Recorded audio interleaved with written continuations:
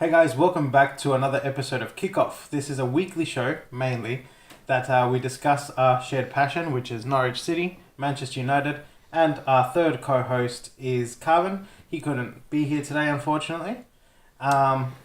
Yes, he had gender reassignment surgery and he's recovering at the moment, so when he comes back he'll be known as Karen. So speedy recovery, mate. Looking forward to seeing you, Karen, in the next episode. But until then, take care of yourself. Anyhow, all right. So, explaining our absence last week. Last week was a very bad week for me. I was really sick and lost my voice. So, a couple of things led to other things, and we couldn't record the show. That's why there wasn't a show released on Friday. But hopefully, we make up for it today. So, in saying that. Juventus.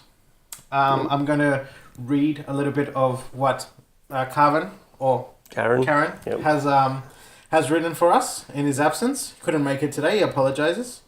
That surgery is quite intense. Yep. It's got a 2-week recovery time, so he'll be back for next week's episode. So, Serie A round 1. Juve 3-0 to Cagliari. So they beat them. Yep. They beat them, and oh, did they beat them. All right, so Matuidi debuted off the bench. Yep. So that was quite stellar. And it's the first use of a VAR in Serie A. Oh my god, I can't speak today. In Serie A. Video assistant ref. Yep. Did you see that happen? Yeah, I saw it. And I think it's a good idea. Yeah, no, definitely. And I think it was implemented well. The referee decided, okay, nope, I need to stop play right now and I need to go watch the video. Yeah. And I thought I applauded him. That was a good thing. So Matuidi came off the bench and was very solid in limited minutes. He has a great engine on him and he really impressed me with his box-to-box style. I'm really excited to see him get more opportunities this year. Signed him so 20 million plus 10 million extra in bonuses if he meets incentives. Yeah. Which was a bargain in terms of today's valuing of players. Yeah, which is pretty true. Yeah. So I agree. I agree with Calvin on that one. The penalty was awarded against Juve after video assistant ref got involved. Ref going off the field to review a play. Buffon saved the penalty. Buffon as he normally does. So that was Serie A round 1 for Carvin. Yep. Round 2, Juve 4, Genoa 2. So talking points for him is Dybalas' first Juve hat-trick. Yep. Oh wow, I didn't know that. It's his first one. Wow, that's really good. And what a way to score it, by the way. VAR again used to give penalty against Juve. So that may be a little bit of a conspiracy in there. And Bentancur debut off the bench. So Carvin goes into a little bit of details on this one. Juve went down 2-0 very early with Genoa scoring in the first minute after an own goal. Then another after a penalty was given after a play was reviewed by VAR again, as we mentioned. I'm still not sure I am a fan, but tell the viewers I will discuss further when I'm back on the show. I was worried because we lost badly against Genoa last year. So obviously going 2-0 down. Yeah. Was cause of concern for Carvin. And very early on as well. So, after a really poor first half, we clawed 1 goal back through Dybala just before half-time. Fought back well with 3 unanswered goals in the second half with Dybalas securing his first Juve hat-trick. He was absolutely incredible and is really taking the responsibility of the number 10 with open arms. Could have had 2 or 3 goals in round 1 versus Cagliari as well. Bentancur came off the bench late and really looked at home in midfield. Such a calming presence, controlled play with style and composure well beyond his years. I'm looking forward to him getting more minutes. Matuidi again came off the bench and really added something with muscle and never-ending running. It won't be long before he is pressing for a starting spot, especially now with Marchisio injured for 3 to 4 weeks. No appearance for Costa or Benalici. Berner hasn't played at all for Juve yet. Allegri always takes a while to inject new players, but I'm sure Costa will take Quadraro's spot very soon. Despite Quadraro's goal to take the lead this match with a bit of brilliance, He again lost the ball far too much during the match, and I'd rather have him as an impact player off the bench. Yeah, Diego Costa's a really good back anyway, so he'll be worthwhile having on there. Mm-hmm. So. Yeah. Did you just say Diego Costa? Yeah, Douglas, sorry. Yeah, not Diego. I'm like, what? No. Did you know something I don't know? So that concludes Calvin's review. Oh, Karen? Yeah, Karen. Yeah. Can't forget his name. He'll have a fit at us. All right, so what about Norwich? Well, Norwich. What can I say about Norwich right now? It's not looking good. No, it's a bit of a pain to be a Norwich supporter right now. Mm-hmm. The first game that I'm going to talk about is the Aston Villa game. Mm-hmm. It was pathetic defensively wise, man. It was poor. We ended up losing 4-2. The 2 goals came when pretty much when Oliveira and Hooley came on. They helped steady the ship a bit, and we looked like we were clawing our way back into the game. It was 2-1 when Murphy scored. It was a really good goal by Murphy. But then there was a contentious decision where there was a obvious handball. The linesman saw it, didn't call it, and then they subsequently scored from that. I remember that. Which kind of really annoyed me, but that's football, I guess. And then we managed to claw our way back and get it to 3-2. Okay. That was through Oliveira, I believe. I can't remember right now. Mm-hmm. And then we looked like we were ready to go again, and then they got back down the other end, and a deflection saw it loop up over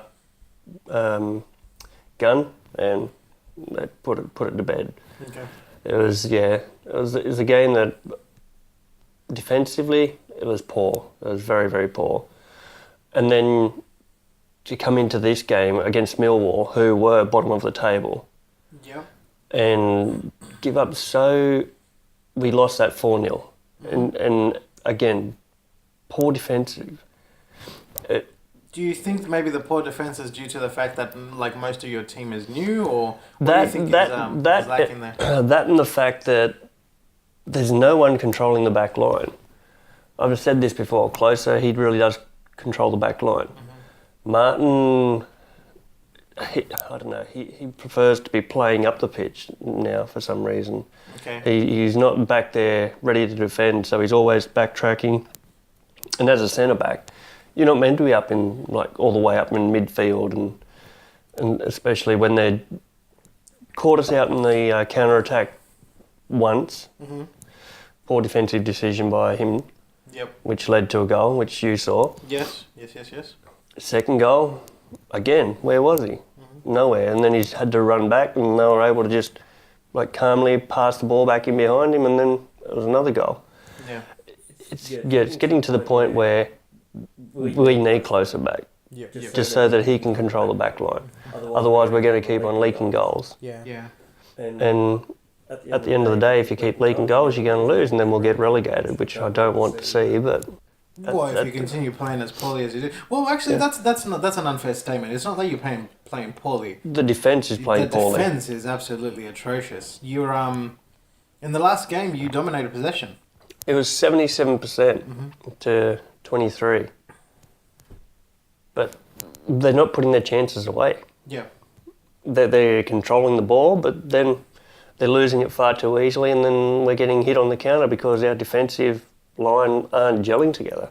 Yeah, no one knows what to do. At the beginning of a season, new players. Yeah, but none of them know what the other one's doing. They're all playing for themselves at the moment, which is it's pathetic and poor. Yeah. I'm not going to go into our upcoming game because we can do that next week because there's the international break, so it's not until next Sunday. That's right, international qualifiers, right? Yeah. So I'll go into that game next week, so we've got something to talk about. But overall, Norwich have been playing poorly. Well, defensively poor. And not putting away their chances. Yeah, and that's really hurting them, and that can really hurt a team in the long run. That's what happened to Manchester United last season, you know? Yeah. I mentioned that in the first episode of the show, that it was just just missed opportunities. Pogba just missing the goal. I mean, I Yeah. can't fault the guy. He was trying, but Yeah. after so many failed attempts, it got a bit frustrating for the fans. Yeah. But yeah, look, I say keep your chin up. I know you.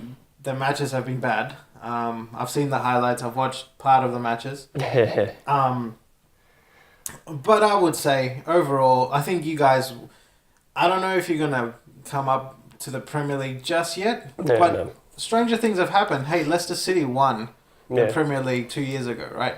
Yeah. And So as there's stranger things that have happened. And as I was saying, Huddersfield, they're up in the Premier League now, and they started poorly their season last season because they brought in so many German players, and it just took them a while to gel, and just hoping that Norwich is exactly the same way, and they can kick on from here and hopefully push for promotion or at least a playoff spot. That would be good. I'd be happy for you. Yeah. Even though me and Carvin give you a lot of crap about Yeah, I know. about Norwich, we Don't we you mean- feel for you. Carvin. Karen, sorry. Yeah, I Karen. was going to say, there's no Carvin here anymore. Okay. But yeah, no, that's my somber review of how Norwich have performed lately. Yeah. So they did have one good win against QPR, which they won 2-0. Yes.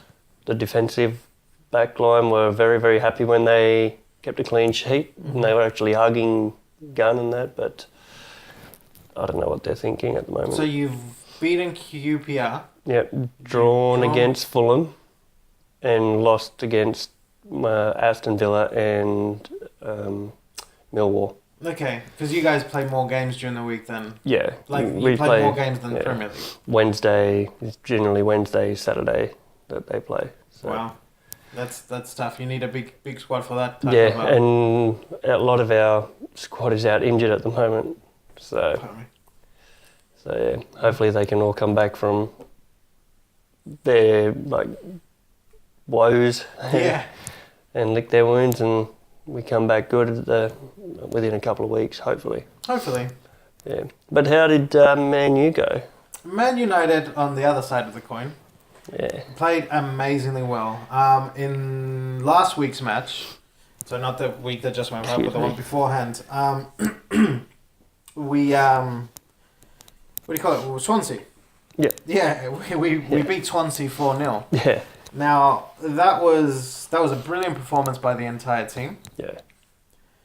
The standout was, what do you call it? I think, well, Pogba and Matic. They are the staples of our team. In fact, in the game against Leicester City, they were Matic was just a beast. Yeah, I remember telling you about him, and you're like, Oh, I've always seen him play. I just never liked him. But now that he plays for my team, I'm coming around slowly. But no, so the win against Swansea saw goals by Bailey, Lukaku, Pogba, and Martial. Yeah. Really happy that Martial's getting the runs. Yeah. He's the one player that when Manchester United was down, that everybody was like, oh, they're has-beens, they're never going to win again. He was the one that said no. He could have gone to, I think we could have gone to Arsenal at the time. Yeah, it was one of the which is others, another I has-been team. At the moment, they are. Leave a comment below. Yeah. But he decided to come to Manchester United. He didn't have to, It's not like the team was gonna they promised him, hey, you'll get Champions League football, and it's an uphill battle, and he stuck around. He's played really well. I think he gets hard done by, but the problem that Martial has is that he when he gets a starting position, he doesn't play all that well. Yeah. I think it's because subconsciously he's thinking that he's going to get subbed, so he tries too much and doesn't end up. But look, shout out to Martial. He's more of an impact. He's more of an impact sub. Yeah. But no, he's a great player, and I'm sure. Hopefully, we keep him and still develop him because he's a talent. Now we played last weekend, Leicester City. Yeah. Now Leicester City in my books are no slouches. They're a tough team to beat. They are an extremely agile and fast team. They might not be the most technically gifted team in the Premier League, but they can hit you and hit you hard. on a counter. Yeah. Jamie Vardy, I don't understand how that man is so fast. Especially with his age. Yeah, he is so fast. Like, every time he runs at full speed, I'm gobsmacked, dumbfounded, ridiculous. No, he's really, really fast. And obviously Okazaki is another excellent player for Leicester City. He doesn't get enough rap. The guy, he's very much like Park Ji-sung was for Manchester United. He runs his heart out. He tries 100%, and he leaves it all on the pitch. And that's why I really respect him. Yeah. Again, not the most technically gifted player. He scored a fantastic goal last season, an overhead. Do you remember? Oh yeah. That was at the end of the season. Yeah. But so I don't like. Who am I to criticize on his technique? The guy's in the Premier League. I'm here on a table speaking to a camera over there. Yeah. But in terms of football, he's not a technically gifted striker. But he's got a great heart. Really like how he plays. Yeah. You'd almost think I'm a Leicester City supporter. No, but look, this is how much I respect Leicester City as a team. I think what they accomplished 2 years ago was, apart from a fairy tale, dedication, hard work, and I commend them for it. And when nobody believed in them, everybody said they're not gonna do it. They did. So. And it was also down to Ranieri as well. Ranieri had a lot to play in that. He was a very calming coach for them. Yeah. And he knew how to play them properly as well. Yeah. And what they did to him after all that was pretty. Unfortunately, the results just weren't there, and the Premier League is a cutthroat business, and unfortunately, you're only as good as the last couple of matches that you've played, unfortunately. But they also sold two of their decent players as well, did. Which kind of...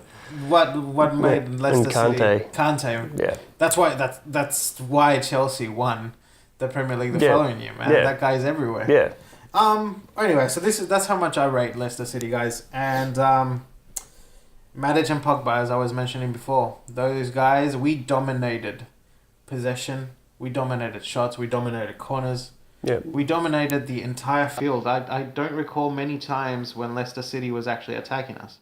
There was a couple of chances in the first half that could have gone, if they had gone a little bit differently, it might have been a whole different match, But overall, we absolutely destroyed them. We dominated them.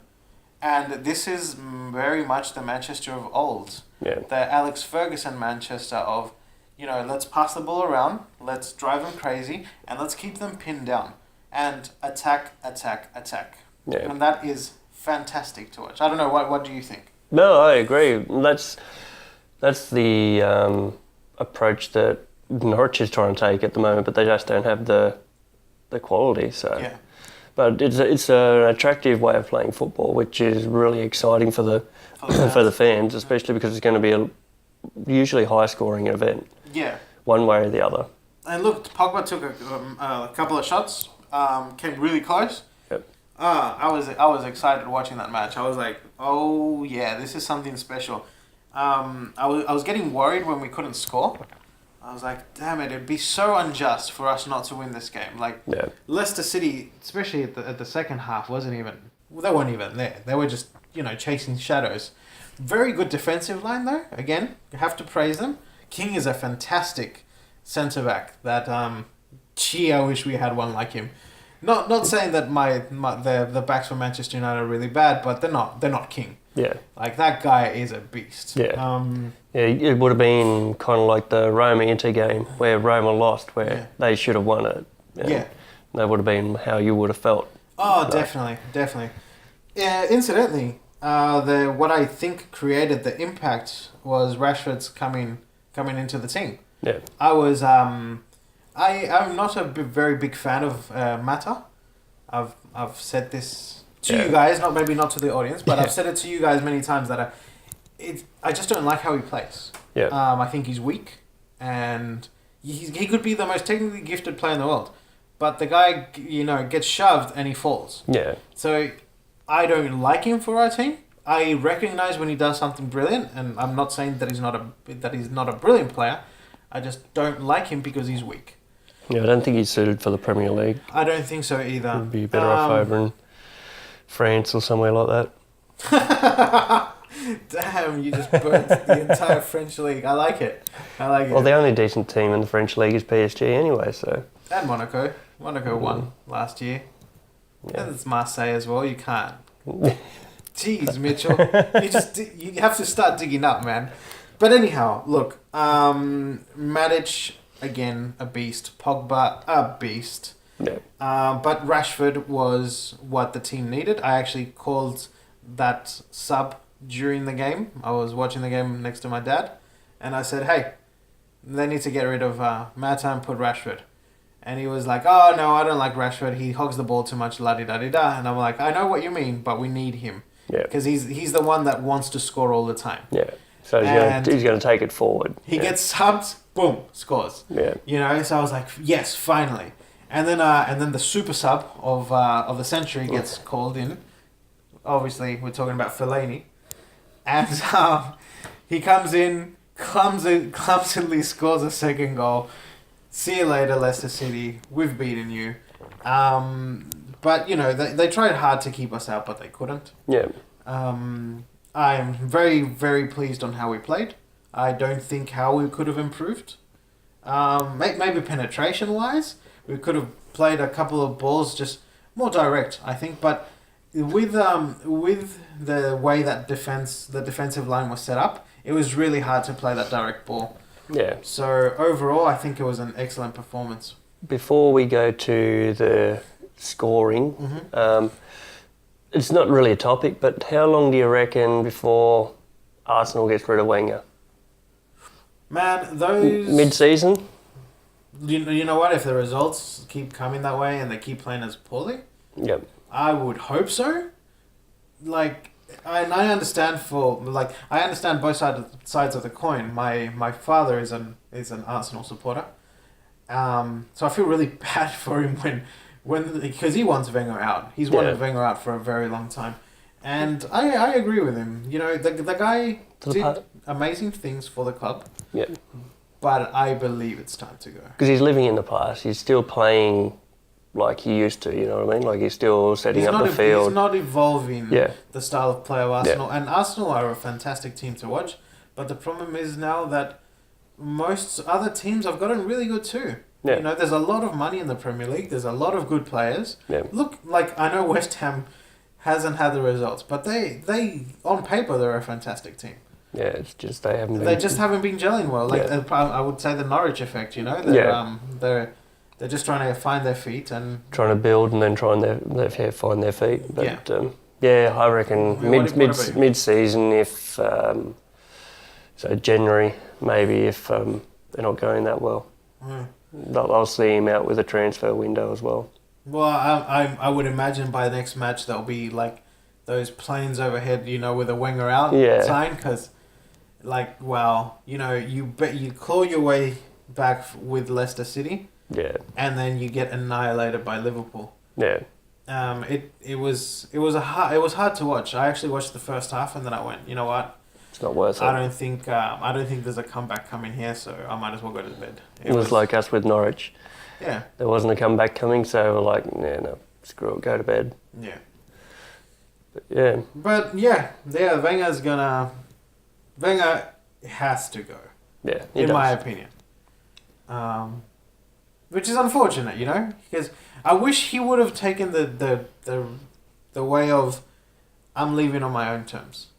Last year, he could have said, you know what, they offered me a contract, but I humbly declined because I think it's time for the club to move forward, give a speech, go in a new direction, thank the fans for the support, and he would have left a hero. Yeah. I don't see how he's going to leave a hero now. Yeah, well, all of his exploits from before, they're not going to be remembered. Not as vividly as he would if, like I'm telling you, if he would have just just taken the knee, left on the high, left said, you know what, sorry, I couldn't get the results we wanted, and I understand that can be frustrating.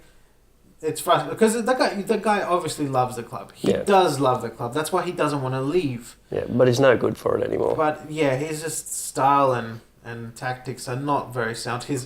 His transfer market buys for the last 10 seasons. Yeah. have not been that good. I mean, the guy bought Shamak for Christ's sake.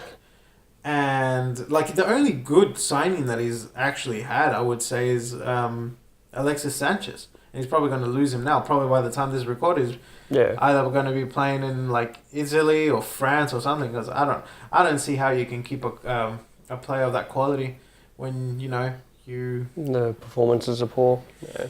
So what do you guys reckon? How long do you reckon before Wenger's out? Just leave it in the comment box below and let us know what you think. Yeah.